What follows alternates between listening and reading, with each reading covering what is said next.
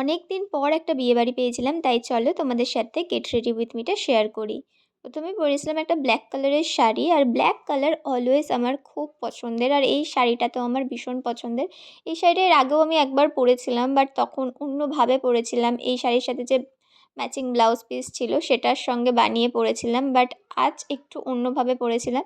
একটু ওয়েস্টার্ন স্টাইলে পরার চেষ্টা করেছিলাম। শাড়ি যদিও আমি পরতে পারি না, মাই পরিয়ে দিয়েছিল, তারপর আমি নিজে একটু মেকআপ করে নিয়েছিলাম।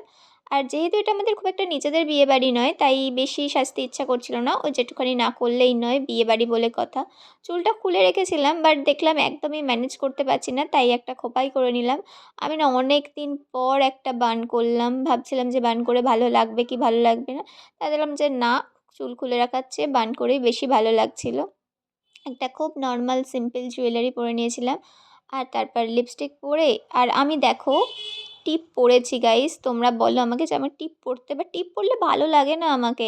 আমি একবার নিচের দিকে ওপর দিকে সব জায়গায় ট্রাই করে দেখেছি, বাট কোথাও টিপ পরলে আমার একটুও ভালো লাগে না। তারপর একটা আর্টিফিশিয়াল গোলাপ লাগিয়ে নিয়েছিলাম, আর তারপর চলে গেছিলাম বিয়েবাড়িতে। আর দেখো প্রচুর মেনু ছিল, আর যেহেতু দেরি করে গেছিলাম তাই স্টার্টার আর খাইনি, একবারে খেতে বসে গেছিলাম। আমি না ওই এত কিছু খাই না, তাই জন্য আমি নিয়ে নিয়েছিলাম শুধু ফিশ ফ্রাই আর আমার পছন্দের পোলাও আর মাটন। আর সবচেয়ে ইন্টারেস্টিং পার্ট হলো যখন আমি বিয়েবাড়িতে গিয়ে মাটনের সবচেয়ে ফেভারিট পিসটা পাই। তো চলো টাটা আজকের মতো।